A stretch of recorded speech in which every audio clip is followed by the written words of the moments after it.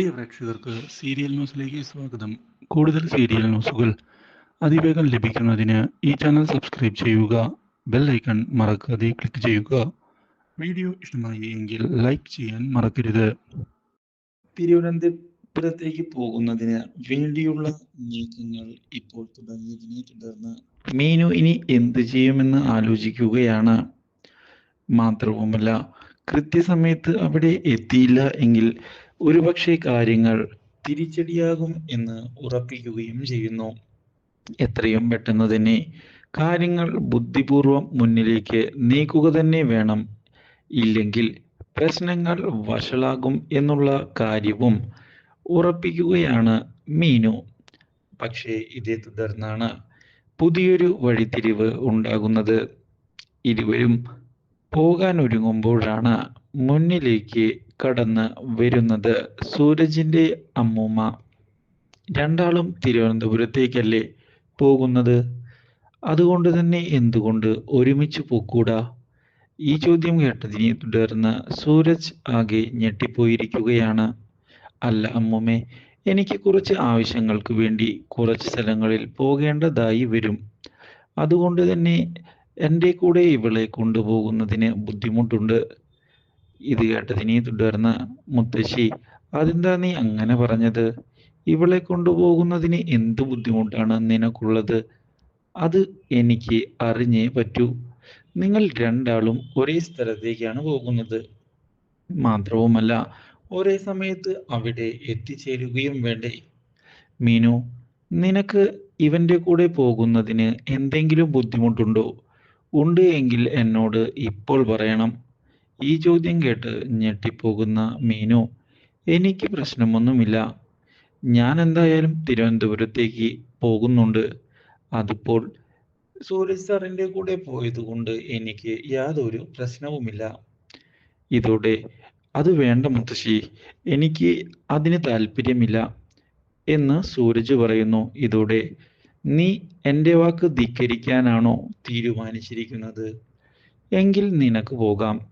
ഞാൻ നിന്നെ എതിർത്ത് സംസാരിക്കാൻ തയ്യാറല്ല.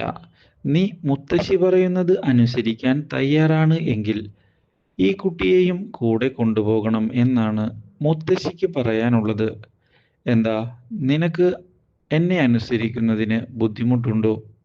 ഇതോടെ മുത്തശ്ശിയെ വെറുപ്പിക്കാൻ സാധിക്കുകയില്ല എന്നുള്ള കാര്യം മനസ്സിലാക്കുന്ന സൂരജ്, കയറ്, വണ്ടിയിലേക്ക് കയറിക്കോ, ഒരുമിച്ച് പോകാം എന്ന് പറഞ്ഞ് വണ്ടിയിലേക്ക് കയറിയിരിക്കുന്നു. ഇതോടെ മീനുവിനും വളരെയധികം സന്തോഷമായിരിക്കുകയാണ്. കാര്യങ്ങൾ ഇതേ തുടർന്ന് വിചാരിച്ചതുപോലെ തന്നെ പോകുമെന്നുള്ള കാര്യം മീനു ഉറപ്പിക്കുന്നു.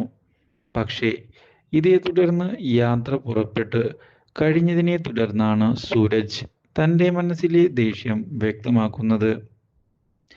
നീ എന്തിനാണ് എൻ്റെ വണ്ടിയിലേക്ക് ചാടി കയറിയത്? നിനക്ക് നിന്റെ രീതിയിൽ വന്നാ മതിയായിരുന്നില്ലേ?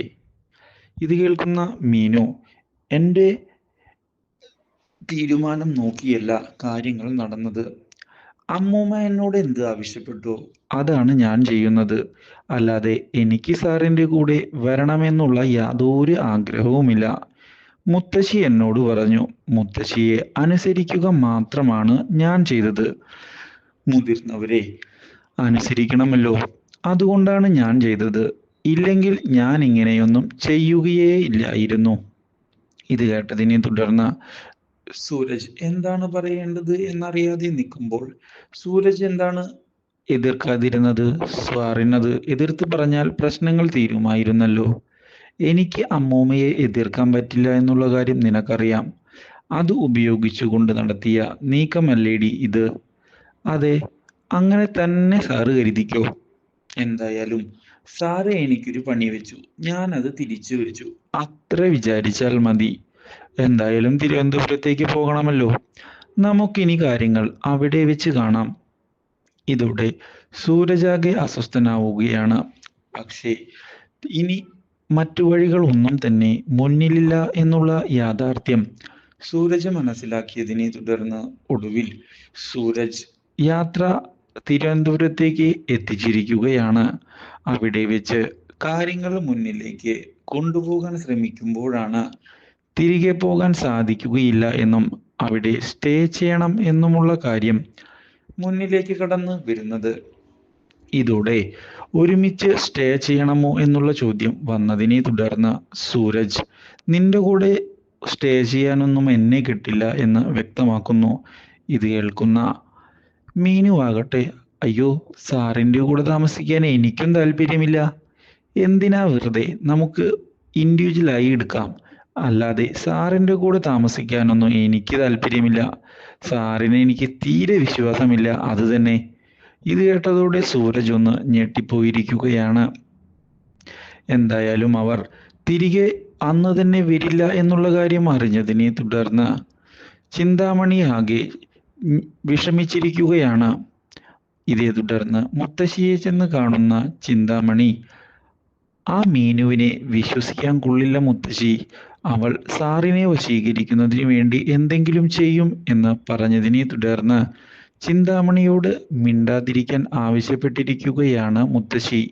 കാര്യങ്ങളൊക്കെ അവൾക്ക് കൃത്യമായി ചെയ്യാൻ അറിയാം, അതുകൊണ്ട് തന്നെ നീ ഒരിക്കലും അതേപ്പറ്റി ആലോചിക്കണ്ട, നല്ല ബുദ്ധിയുള്ള പെൺകുട്ടിയ അവൾ എന്നുള്ള കാര്യവും മുത്തശ്ശി വ്യക്തമാക്കിയിരിക്കുകയാണ്.